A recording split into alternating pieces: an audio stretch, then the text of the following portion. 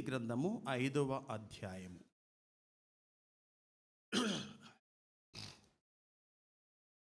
ప్రసంగి గ్రంథం 5వ అధ్యాయము మొదటి వచనము నుండి 7వ వచనము వరకు మనము చదువుకుందాం. నేను ఒక వచనం చదువుతాను, మీరు ఒక్కొక్క వచనం చదవాలని మనం చేస్తున్నాం. ఉండయా మీ దగ్గర బైబిళ్ళు? వచ్చిందా? Page number 558. నీవు దేవుడి మందిరమునకు పోవునప్పుడు నీ ప్రవర్తన జాగ్రత్తగా చూచుకొనుము. బుద్ధిహీనులు అర్పించినట్లుగా బలి అర్పించుట కంటే సమీపించి ఆలకించటయే శ్రేష్టము. వారు తెలియకయే దుర్మార్గపు పనులు చేయుదురు.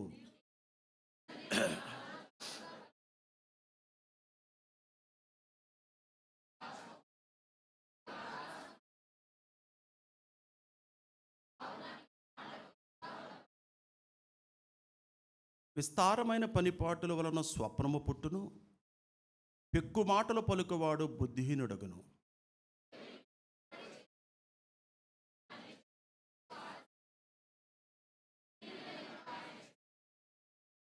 నీవు మ్రొక్కు కొనిన దాన్ని చెల్లించుము.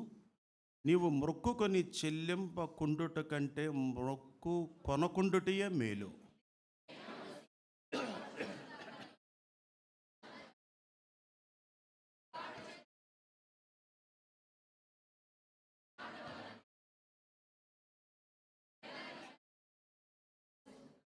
అందరం కలిసి, అధికమైన స్వప్నములను మాటలను నిష్ప్రయోజనములు. నీ మట్టుకు నీవు దేవుని యందు భయభక్తులు కలిగి ఉండవు. ఈ మాట మళ్ళీ చదువుదాం.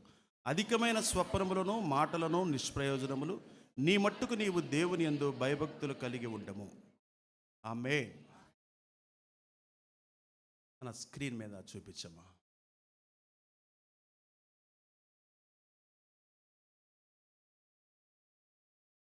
స్క్రీన్ మీద కొన్ని పాయింట్స్ మీకు చూపించి ఎక్స్ప్లెయిన్ చేస్తాను. ఆ తర్వాత నేను కొన్ని వాక్య భాగాలు మీకు చూపిస్తాను. కింద కూర్చున్నవారు గమనించండి, పైన కూడా ఖాళీ ఉంది. మీరు ఆలస్యంగా వచ్చారన్న విషయం నాకు తెలుసు, కాబట్టి ఏమనుకోవడానికి కూడా అవకాశాలు లేవు. మంచు ఎక్కువగా ఉంది కాబట్టి మీకు దృష్టి ఒకవేళ కనిపించకపోవచ్చు, ఆలస్యంగా వచ్చి ఉండొచ్చు. పైన కూర్చోవడానికి మీకు అవకాశం ఉంది. రావు. ఓకే, చూడండి. అంశం దేవుడు మందిరానికి వెళుతున్న నీవు. క్వశ్చన్ మార్క్ ఉంది అక్కడ, చూడండి. అంటే నేనైనా, నువ్వైనా, మనమైనా, ఎవరైనా ఇక్కడ ఆ దేవుడికి ఎప్పుడు కూడా పక్షపాతం ఉండదు, గుర్తుపెట్టుకోవాలి. ప్రియ సహోదరి సహోదరులారా, దేవుడు పక్షపాతి కాడు. దేవుడికి ఎప్పుడు పక్షపాతం ఉండదు. అందరికీ, అన్ని ప్రాంత ప్రజలకు దేవుడు తన పరిశుద్ధ గ్రంథాన్ని ఇచ్చినట్లుగానే తన వాగ్దానాలు కూడా ఇచ్చాడు. ఏమిటి అంటే, అంశం ఏంటంటే, మన అంశం దేవుడు మందిరానికి వెళుతున్న నీవు. Question mark. Okay, right. ఏం చేయాలంటే దేవుడు మందిరానికి వెళుతున్న మనం రాత్రే అన్నీ మనం సిద్ధం చేసుకోవాలి. మనం ఏ బట్టలు వేసుకోవాలి సిద్ధం చేసుకోవాలి. ఓకేనా? ఓకేలా. తర్వాత మనం ఎంత కానుక ఇవ్వాలి అక్కడే మనం సిద్ధం చేసుకోవాలి. రేపు మన ప్రయాణం ఆటోలోనా బస్సులోనా అప్పుడే ప్రయాణం చేసి అన్నీ ఏర్పాటు, ఇంకా ఏమైనా ఉంటే అవన్నీ కూడా మనం సిద్ధం చేసుకొని కృతజ్ఞతా అర్పణ అప్పుడే కాదు, కృతజ్ఞతాస్తుతులు చెల్లిస్తూ ఆయన గుమ్మములోనికి ప్రవేశించాలి. Okay, right. ప్రవేశించాం. ఇప్పుడు వచ్చేసాం అందరం మనం. ఓకే, నెక్స్ట్ ఏంటి చెప్పండి అక్కడ. Okay, dear brother and sister, సహోదరి సహోదరులారా, ప్రియమైన సహోదరి సహోదరులారా, ఆదివారం ఆరాధనకు ముందుగా మీరే వెళ్ళాలి. ఎవరు వెళ్ళాలి? నువ్వు ఆమెతో పక్కన చెప్పు మీరే వెళ్ళాలని. నువ్వు ఈమెతో చెప్పు. మరి ఎవరు వెళ్ళాలి? అందరూ వెళ్ళాలి. అది దాని అర్థం. మీరే వెళ్ళాలని నేను మీకు చెప్పి నేను ఆలస్యంగా రావాలని కాదు ఇక్కడ. లేకపోతే నేనే ముందు వచ్చి మీరు ఆలస్యంగా రావాలని అర్థం కాదు ఇక్కడ. ఒకవేళ ఆలస్యంగా వచ్చే దాని యొక్క వివరణ నేను ఇవ్వగలను, మీరు కూడా ఇవ్వగలరు. అదంటే ఇదండి, నేను కూడా ఇదండి చెప్పగలను. ట్రాఫిక్ అండి, లేదా సీఎం వచ్చాడు, తాడు కట్టారండి, లేకపోతే వెళ్ళేటప్పుడు కడుపులు నొప్పి వచ్చిందండి, బాత్రూమ్కి వెళ్ళి వచ్చానండి, లేకపోతే టీ తాగుతుంటే షర్ట్ మీద పడిందండి. ఈ రకరకాల కారణాలు ఉంటాయని మనకు అనవసరం. కానీ ముఖ్యముగా ఆదివారం ఆరాధనకు ముందుగా మీరే వెళ్ళాలి. ఆశీర్వాద ప్రార్థన వరకు బయటకు రావద్దు. ఇక్కడ బ్రాకెట్లో ఒక మాట పెట్టించడం నేను మర్చిపోయాను. అవసరమైతే, అత్యవసరమైతే వాష్రూమ్ అన్న లేకపోతే ఇంకేమైనా పరిచయం చేసేవాళ్ళు వాళ్ళకి అవసరమైతే వాళ్ళు వెళ్ళొచ్చు. కానీ ఆఖరి వరకు అంటే దాని అర్థం ఏంటంటే ఇక్కడ మన మనసు కేంద్రీకృతమై ఉండాలి. అప్పుడు మనము ఆశీర్వదించబడతాము అని ఇక్కడ అర్థం చేసుకోవాలి. ఓకే, నెక్స్ట్ అనకుండా మీరు నెక్స్ట్ పెట్టాలి, ఎందుకంటే నేను నెక్స్ట్ లెవెల్కి వెళ్ళిపోయాను. డియర్ బ్రదర్ అండ్ సిస్టర్, ప్రియమైన సహోదరి సోదరురా, బైబిల్ లేకుండా వద్దు, బైబిల్ లేకుండా రావద్దని పెట్టాలి. వాస్తవంగా నా తమ్ముడు అక్కడ, నేను బైబిల్ లేకుండా వద్దు, మొబైల్ జోలికి పోవద్దు. అలా అని చెప్పి మొబైల్ వాడుకోవద్దని కాదు, వాడుకోవాలి, వాడుకున్నప్పుడు వాడుకోవాలి. ఇక్కడ వాక్య పరిచర్య, దేవుని సన్నిధికి మనం వచ్చాము కాబట్టి మనం ఎక్కడికి వెళ్ళాం? సినిమా హాల్కి వెళ్ళలేదు, ఎక్కడికి వెళ్ళాం? పెళ్ళికి వెళ్ళలేదు, ఎక్కడికి వెళ్ళాం? ఎంగేజ్మెంట్కి వెళ్ళలేదు, ఎక్కడికి వెళ్ళాం?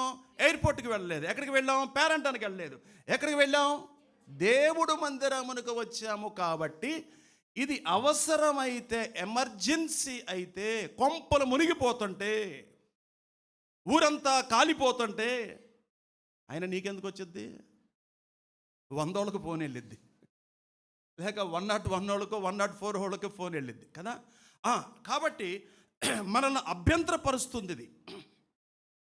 కాబట్టి మనము వాక్యానికి, లేఖనముకు ప్రాధాన్యత ఇవ్వాలి. అది ఇక్కడ ప్రసంగి చెప్తుంది. నీవు దేవుడు మందిరమునకు వెళ్ళినప్పుడు నీ ప్రవర్తన అంటే, ప్రవర్తన దగ్గర ఇన్ని వివరాలు మనం చూస్తున్నాం. Next, dear brother and sister, నీవు డిస్టర్బ్ కావద్దు అంటానికి తెలుగు పదాన్ని చాలా వెతికాం. అది ఇంగ్లీష్లో అయితే బాగుంది. వెతికితే శాంతి, లేక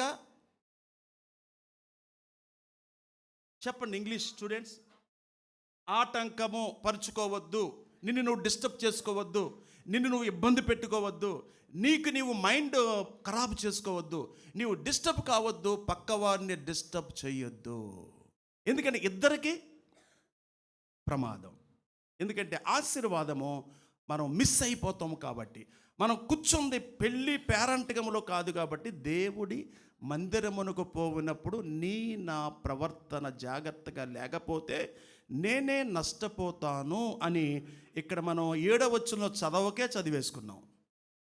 అధిక స్వప్నముల వలన మాటలను నిష్ప్రయోజనములు, నీ మట్టుకు నీవు దేవుని యందు భయభక్తులు కలిగి నీ మట్టుకు నీ భయభక్తులు నీవు, నా భయభక్తులు నేను. నా భయం నాకుండాలి, నీ భయం నీకుండాలి. నీ భక్తి నీకుండాలి, నా భక్తి నాకుండాలి. ఎందుకంటే ఇది దేవుడితో సంబంధం కాబట్టి, ఇది మనుషులతో సంబంధం కాదు, ఇది లోకస్తులతో సంబంధం కాదు, దేవుడితో సంబంధం కలిగిన వారు అని అర్థం చేసుకోవాలి. అక్కడ జుట్టు విరగబోసుకోవద్దు, అట్లా అని విస్తారమైన జడలొద్దు. Okay, right. దీనికి కూడా చాలా కారణాలు చెప్తారు. క్షమించండి అమ్మా, నేను మిమ్మల్ని ఎవరిని కూడా ఏమంటలేదు, కానీ నేను ఒక బైబిల్ అధ్యయనము అనేటువంటి యాప్లో నుండి ఈ అంశము దేవుడు నాతో చెప్పమన్నప్పుడు దాని కొద్దిగా వివరణ నాకు కొంత తెలిసినప్పటికీ, అంతకుముందు ప్రసంగం చేశాను, యూట్యూబ్లో ఉంది, అయినప్పటికీ ఇంకా కొద్దిగా వివరణ నేను సేకరించి దాన్ని టైప్ చేసి మా ముందుకు తీసుకురావడం జరిగింది. చూడండి, దీనికి కూడా చాలా కారణాలు చెప్పొచ్చు. ఎందుకంటే నేను చాలామందితో మాట్లాడాను కాబట్టి చెప్పారు, మా జడ రాలిపోయిందండి, మాది చిన్నదండి, జడ వేసుకోవడానికి రావట్లేదని. Okay, I don't no please, sorry about that. Okay, చూడండి, అలా అని చెప్పి విస్తారమైన జడలొద్దు అంటే మీ అల్లికలు డిఫరెంట్ స్టైల్లో ఈ మధ్య యూట్యూబ్లో మీరు కొట్టారంటే జడలు ఎలా అల్లుకోవాలి, ఎన్ని ముడులెయ్యాలి, ఎలా వంకర తిప్పాలో కూడా ఎంత తేలికైపోయిందంటే దాన్ని పట్టుకొని మీరు బిజినెస్ చేసేయచ్చు. ఏదో టైటిల్ పెడుతున్నారు కదా, అది ఈవెంట్స్ అని, ఈవెంట్స్ ద్వారా కూడా చేయొచ్చు. చూసారా? అయితే ఇక్కడ నేను చదివించట్లేదు, కానీ ప్రభు బల్ల చదువుకుంటాం కదండి, దానికి ముందు ఆ వాక్యం క్లియర్గా ఉందన్నమాట. ఏమని ఉందో చదువుతారా? చదవనవసరం లేదంటే ఓకే, గుడ్.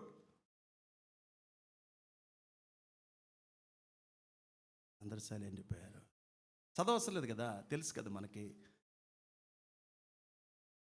ఏదైనా తంటగా ఉంది మీతో. సర్లే చదువుదాం, చూడండి. కొరింథీయులకు రాసిన మొదటి పత్రిక. మర్చిపోతున్నారు, అదే ఓ సమస్య. రాత్రి దీపక్ కూడా అదేగా చెప్తున్నాడు, అన్నీ మర్చిపోరు, వాక్యం మర్చిపోతారు.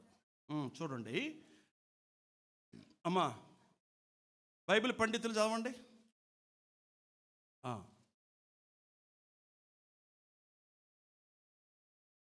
స్త్రీ గురించి అయిపోయిందమ్మా. ఒక్క నిమిషం నేను చదువుతాను, అక్కడ బైబిల్ పండితులు. చూడండి ప్లీజ్ ప్లీజ్ ప్లీజ్ ప్లీజ్, ఇక్కడ చూడండి. ఇక్కడేమో ప్రారంభం నుండి ప్రతి పురుషుడు శిరస్సు క్రీస్తనియు, స్త్రీకి శిరస్సు పురుషుడనియు, క్రీస్తునకు శిరస్సు దేవుడనియు మీరు తెలుసుకున్న వాళ్ళని కోరుచున్నాను. పెట్టావునా? Thank you. నేను కూడా నాకు కళ్ళు కనబట్ల. ప్రతి పురుషుడు శిరస్సు. Okay, next. శిరస్సు దేవుడనియు మీరు తెలుసుకున్న వాళ్ళని కోరుచున్నాను. నెక్స్ట్. స్క్రీన్ మీద కావాలి నాకు. ఏ పురుషుడు తల మీద ముసుగు వేసుకొని ప్రార్థన చేయను లేక ప్రవచించును, ఆ పురుషుడు తన తలను అవమానపరచును. ఏ స్త్రీ తల మీద ముసుగు వేసుకొనక ప్రార్థన చేయను లేక ప్రవచించును, ఆ స్త్రీ తన తలను అవమానపరుచుకొనును. చూడండి, మీ తల మీద ముసుకుందో లేదో. ఏలయనగా అది ఆమెకు క్షవరము చెయ్యబడినట్టుగానే ఉండును. అంటే ఏంటంటాడు ఇక్కడ? ఏంటంటాడు? క్రాప్ చేసుకోండి, బేబీ క్రాప్ అనేమో, ఐ డోంట్ నో. ఓకే, నాకు తెలియదు. ఇక్కడ ఏంటంటే, దేవుడి మందిరానికి వెళ్ళినప్పుడు మీ ప్రవర్తన జాగ్రత్త అంటే అర్థం ఏంటి? దేవుడి మందిరంలో జాగ్రత్తగా ప్రవర్తన కలిగి ఉండాలి, బయట వదిలేయాలని కాదు. అంటే ఇక్కడ మన ప్రవర్తన కలిగి ఉంటే ఇక్కడ మనం ట్రైనింగ్ అయ్యి నేర్చుకొని బయటికి వెళ్ళి బాగుంటామని అర్థం. అది దాని అర్థం. అంటే దేవుడు మందిరమునకు వెళ్ళినప్పుడు నీ ప్రవర్తన అంటే అక్కడ నువ్వు నేర్చుకుంటున్నావు అని అర్థం. కాబట్టి అంటే ఇక్కడ ఏంటంటే, ఒకళ్ళు వెనకాల ఒకళ్ళు కూర్చుంటాం కదండి. ఎక్కడైనా సినిమా హాల్లో అయినా అలా కూర్చుంటాము, స్కూల్స్లో అయినా, కాలేజీలో అలా కూర్చుంటాము, చర్చిలో అయినా అలాగే కూర్చుంటాం. ఒకళ్ళ వెనకాల ఒకళ్ళ వెనకాల అలా కూర్చున్నప్పుడు నువ్వు ముసుగు వేసుకోకపోతే, నీవు జడలో క్లిప్పు జిగ్ అని క్లిప్పు పెట్టావా, లేకపోతే పూలు పెట్టావా, లేకపోతే ఎలా వేసావో, ఈ కళ్ళు దాని మీద పడిపోతే వాక్యం మీద లేకుండా. అది సమస్య ఇక్కడ. అంటే ఆకర్షించుకుంటున్నావు నువ్వు. అందుకు ఇక్కడ ఎవ్వరు కూడా డిస్టర్బ్ అవ్వకుండా ఉండడానికి నీ తల మీద ముసుగిచ్చాడేమో అని మనకి అనిపిస్తుంది. కానీ ఆయన చెప్పాడు, తల మీద ముసుగు వేసుకోవటం అనేది అది గౌరవము, దేవుని నువ్వు గౌరవిస్తున్నావు. అది ఒకవేళ ఇష్టం లేదు మాకంటే నువ్వేం చేయాలంట? క్రాఫ్. బ్యూటీ పార్లర్లో క్రాఫ్ చేస్తారంట, అక్కడికి వెళ్ళి చేయించుకోమని చెప్పాడు. చేయించుకోవటం లేదు నాకు తెలియదు, నేను చెప్పాలి కాబట్టి మీకు చెప్తున్నాను. ఎవరికి వాళ్ళు ఉత్తరవాదులు. Okay, right. Next please. Dear brother and sister, special పాట ఇవ్వలేదని అలగవద్దు, అలా అని చెప్పి చర్చి మానొద్దు. ఎందుకు అంటే అక్కడ మనం చూసినట్లయితే ఆ వాక్యం యాకోబు పత్రిక అన్నాడు, ఎవడు దీనుడై నలిగిన హృదయము కలవాడే, దీన మనసు కూడా ఆయన బలిష్టమైన చేతుల క్రింద ఏమన్నాడు? ఆయన చేతుల క్రింద చదవండి. యాకోబు పత్రిక, పేతురు పత్రిక, క్షమించండి బైబిల్ పండితులు చదవండి. బైబిల్ పండితులు చదవండి, చదవాలి. అది పెళ్లి చేసుకోవడానికి టైం ఉన్నట్టు, అన్నం ముట్టించడానికి టైం ఉన్నట్టు, పని చేయటానికి టైం ఉన్నట్టు. చూడండి ఏమంటున్నాడు? తగిన సమయమందు. అంటే ఒక సమయం ఉంది మనందరికీ ఒక సమయం ఉంది. తగిన సమయమందు మిమ్ములను లేక నిన్ను హెచ్చించున్నట్లు ఆయన బలిష్టమైన చేతి క్రింద ఎలా ఉండాలి? అప్పుడు వరకు వెయిట్ చేయాలి. ఒక రోజున దేవుడు నిన్ను అద్భుతంగా వాడుకుంటాడు. ఆయనకే మహిమ కలుగును గాక. హెచ్చిస్తాడు, మనల్ని ఊరేగిస్తాడు, ఎవడ మనల్ని అడ్డుకోలేడు. హల్లెలూయా. స్పెషల్ పార్ట్ ఇవ్వలేదని అలగవద్దు. అలా అని చెప్పి చర్చి మానొద్దు. Okay, right. నెక్స్ట్, సేవకులు వాక్యాన్ని ప్రకటిస్తున్నప్పుడు ప్రాముఖ్యమైన విషయాలను ఏం చేయాలి? నోట్ చేసుకోవాలి. దేవుడు నోట్ చేసుకోవాలి. ఇది చాలా అవసరం. రాసుకోవటం రాని వాళ్ళు నో ప్రాబ్లం, వినండి చాలు. రాసుకోగలిగితే రాసుకోండి, అవకాశం అంటే. మేము రాసుకుంటాం, మీ ఇష్టం. ఓకే, నెక్స్ట్, ఆరాధన అనంతరం చిరునవ్వుతో హృదయపూర్వకముగా ఒకరికొకరు వందనాలు చెప్పుకొని సమాధానముతో గృహాలకు చేరండి. అందరూ చదవండి అది.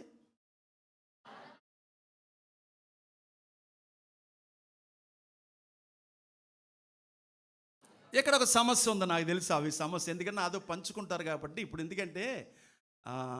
ఎందుకంటే ఐక్యారాధనలో మనందరం కూడా కింద కూడా చాలామంది ఉన్నారు ఐక్యారాధనలో. ఎందుకంటే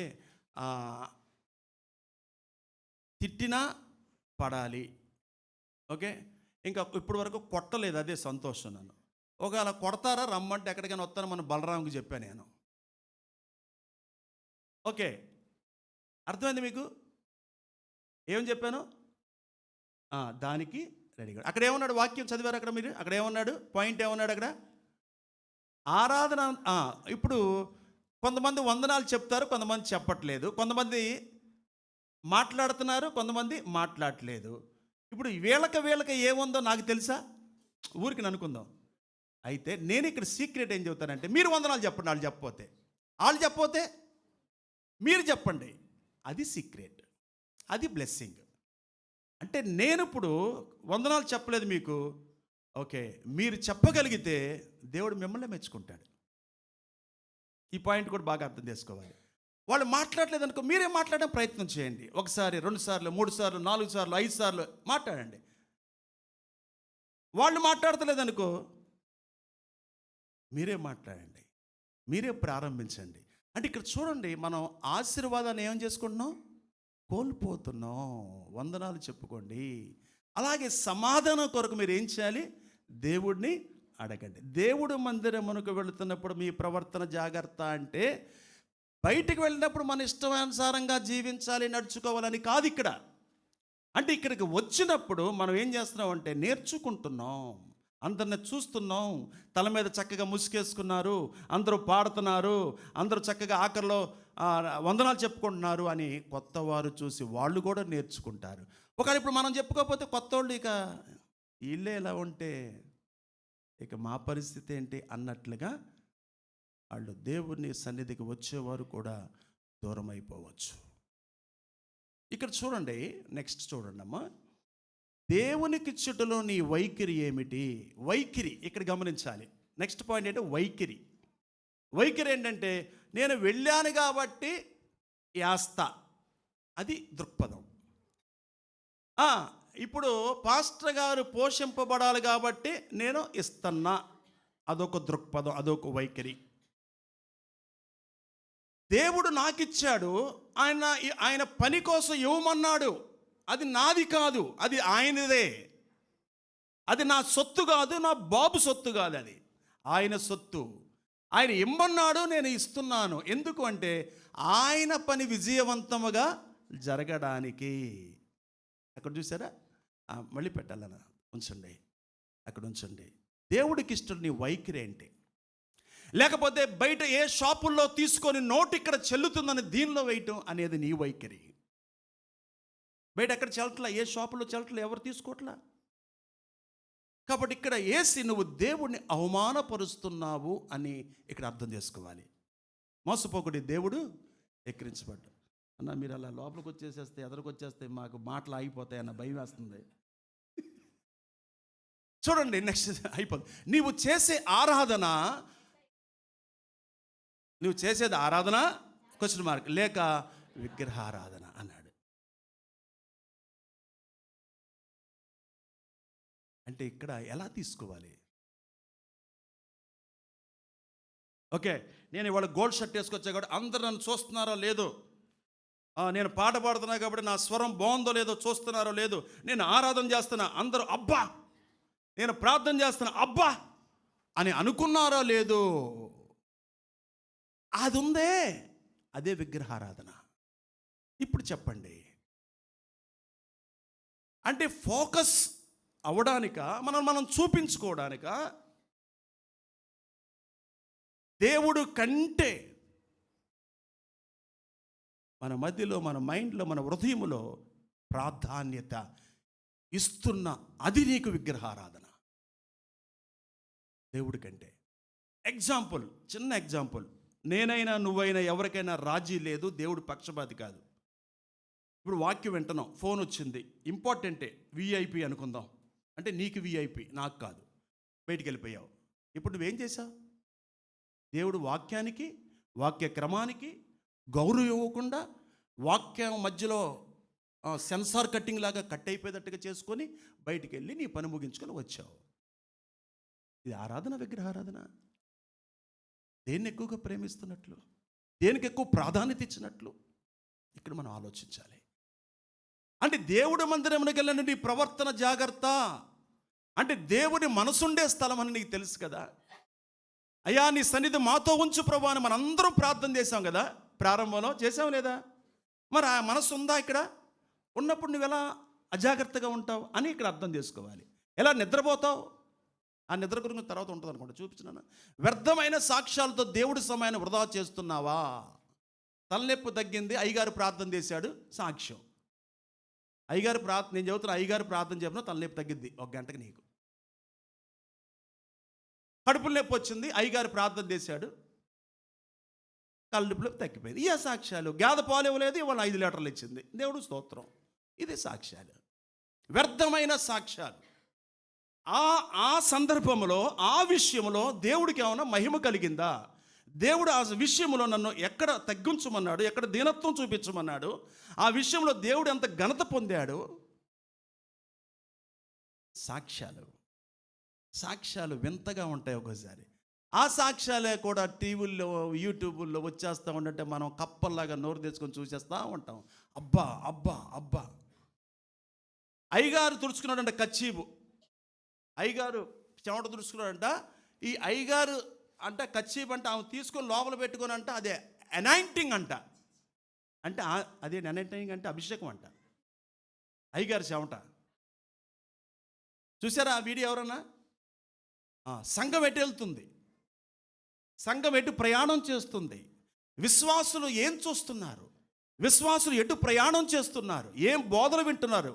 1వ తారీఖు ఎఫ్ఎంబి ప్రశాంత్ కుమార్ గారు చెప్పారుగా, దండం పెడతాను యూట్యూబ్లో మీరు చూసి మీరు పాడైపోతారమ్మా అని చెప్పాడు. ఎందుకంటే ఇలాంటివి ఎక్కువైపోయినాయి. వ్యర్థమైన సాక్ష్యాలతో దేవుడి సేవను వృధా చేస్తారు. ఏంటి హైలైట్ సాక్ష్యంలో ఏదవుతుంది అది చూసుకోవాలి మనం. అనుకోబడి ఏది హైలైట్ అవుతుంది, ఎక్కడ మహిమ కలుగుతుంది, ఎక్కడ అందరూ కూడా అబ్బా దేవుడు ఎంత గొప్పవాడా, నిజంగా ఎంత అద్భుతమైన సాక్ష్యం అని వాళ్ళు ఆకర్షింపబడాలి కదా. ఆ తర్వాత చూడన్నా, ఒక్క క్షణం ఆగి ఆలోచించండి. నా వైపు చూస్తాం కదా ఆలోచించడం, ఆ స్క్రీన్ వైపు చూడండి. నా ఇంకెందుకు చూస్తున్నారు? నీవు దేవుడు మందిరంలోకి వెళ్ళినప్పుడు నీ ప్రవర్తన జాగ్రత్త. మనం రావాల్సిన చోటుకి వచ్చాము, దేవుడు కృప మన మీద ఉంది. ఎందరెందరో ఎక్కడెక్కడో తిరుగుతున్నారు, వేరే వేరే పనుల్లో ఉన్నారు, వేరే వేరే ప్రయాణాల్లో ఉన్నారు. మనం రావాల్సిన చోటుకే మనం వచ్చాము. దేవుడు ఉండే స్థలమని, ఆయన సన్నిధిని మనం కోరుకుంటూ అందరం కూడా ఒక సహవాసంగా మనం కూడుకొని, ఒక సహవాసము కలిసి మనం దేవుణ్ణి ఘనపరచడానికి వచ్చాం. మనం యెషయా ప్రవక్త ఏమంటాడు? 1వ అధ్యాయం 11వ వచనం చూడండి. యెషయా గ్రంథం 1వ అధ్యాయం 11వ వచనం. 1వ అధ్యాయం 11వ వచనం. ఇదే విస్తారమైన మీ బలులు నాకేలా, దహన బలులను పొట్టేళ్లను, విస్తారమైన బలులు, దహన బలులు, కానుకలు, ఇంకా మీరు ఏమిస్తాయి, మీ పంట ఏదైతే అది, బాగుగా వాళ్ళకి యవలలు, వాళ్ళకి గోధుమలు, వాళ్ళకి ఒలీవ పండ్లు, ద్రాక్ష పండ్లు, ఓకే, మనకి ఏదైతే అది, ఇవన్నీ మీరు తీసుకురావడం ఎందుకు? బాగుగా మేపినటువంటి కోడిని, దూడని, కొవ్వును నాకు వెక్కసమైపోయింది. నాకు ఎందుకు వెక్కసమైపోయింది? కోడెల రక్తమందైనను, గొర్రె పిల్లల రక్తమందైనను, మేకపోతుల రక్తమందైనను నాకు ఇష్టం లేదు. నాకు తర్వాత నా సన్నిధిని కనబడవలనని మీరు వచ్చుచున్నారే, ఆ, నా ఆవరణములను త్రొక్కుటకు మిమ్మును ఎవరు రమ్మన్నవాడెవడు? రమ్మన్నారు? మీ నైవేద్యము వ్యర్థము. నా సన్నిధిని కనపడవల్లని మిమ్మల్ని ఎవరు రమ్మన్నారు? మీరే వచ్చారు. చాలా బాధపడుతున్నాడు దేవుడు ఇక్కడ. మీ కానుకలు నాకు అసహ్యం, మీ నైవేద్యాలు నాకు అసహ్యం.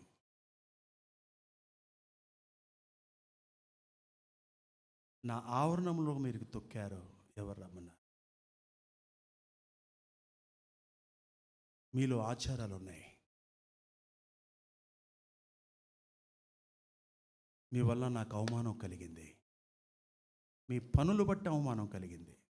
ఇది దేవుడు బాధ. దేవుడు చాలా బాధపడుతున్నాడు. ఇస్రాయేల్ ప్రజల విషయం చాలా బాధపడుతున్నాడు. ఒక్క క్షణం ఆలోచించండి అనే ఆఖరితో మనం ముగించాం కదా. మన గురించి మనం చేసేది ఆరాధనేనా? మనం ఇచ్చేది అర్పణేనా? మనం చెప్పేది అసలు సాక్ష్యమేనా? అది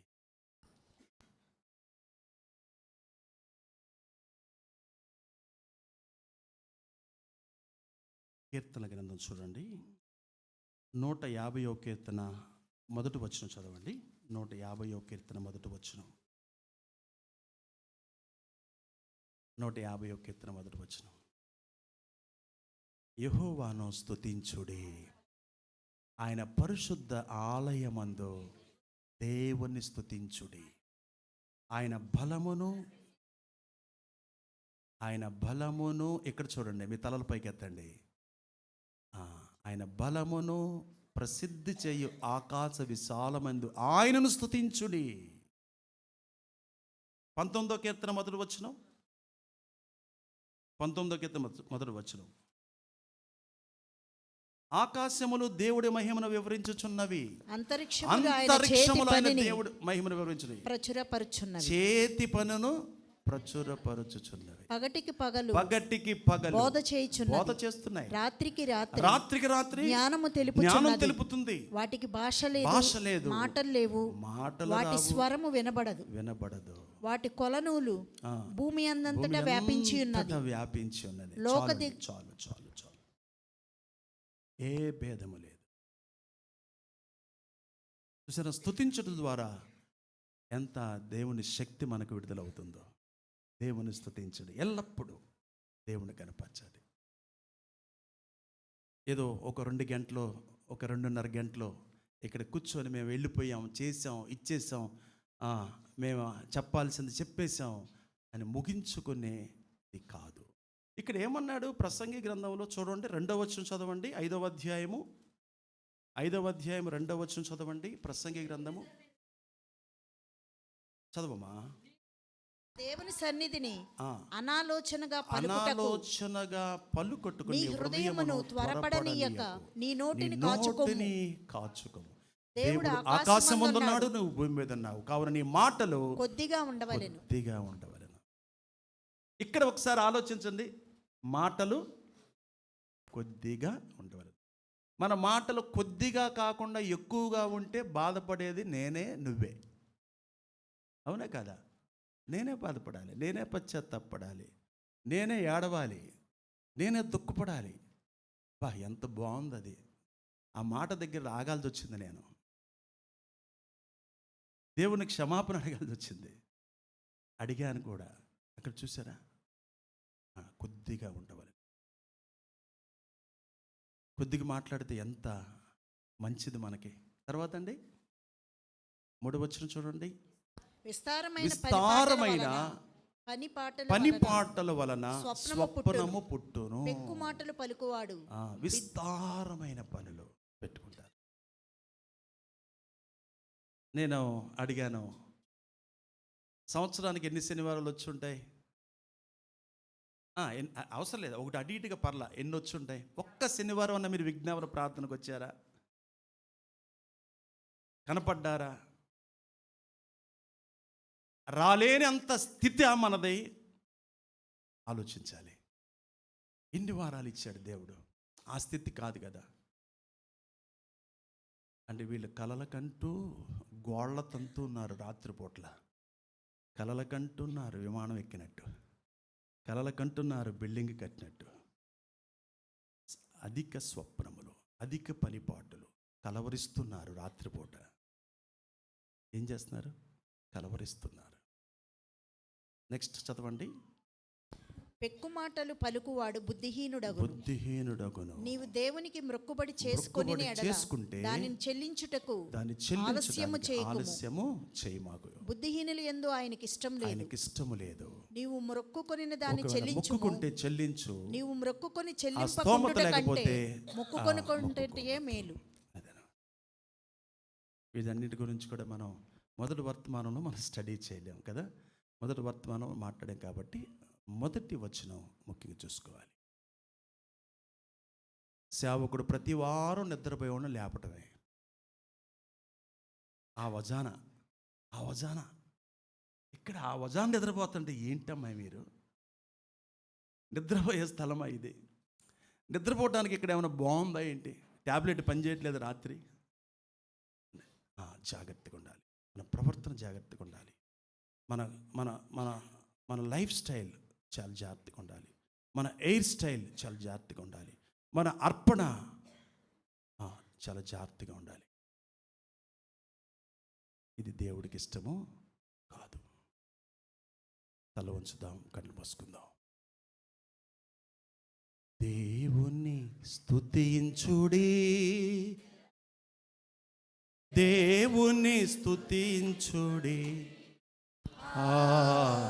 దేవుణ్ణి స్తుతించుడి. ఎల్లప్పుడు దేవుని స్తుతించుడి. ఆయన పరిశుద్ధ ఆలయమందు, ఆయన పరిశుద్ధ ఆలయమందు, ఆయన సన్నిధిలో, సన్నిధిలో ఎల్లప్పుడు దేవుని స్తుతించుడి. దేవుని స్తుతించుడి. ఎల్లప్పుడు దేవుని బెదర్స్ నిలబడండి. స్తుతించుడి. బెదర్స్ నిలబడి